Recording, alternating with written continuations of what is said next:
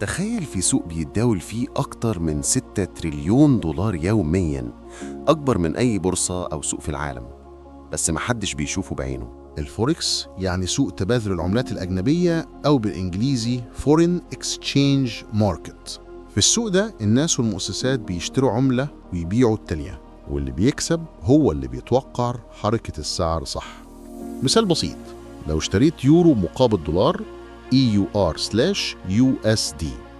والسعر طلع، انت كسبت فرق السعر. والمميز السوق مفتوح 24 ساعة من الاثنين للجمعة عشان بيغطي كل قارات العالم.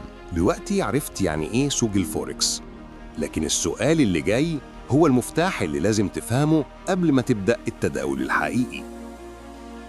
في الحلقة الجاية هتعرف يعني إيه زوج عملات، وليه هو الأساس لكل صفقة بتتعاملي معاها في الفوركس. تابعني عشان أول ما تنزل الحلقة تكون جاهز تبدأ صح.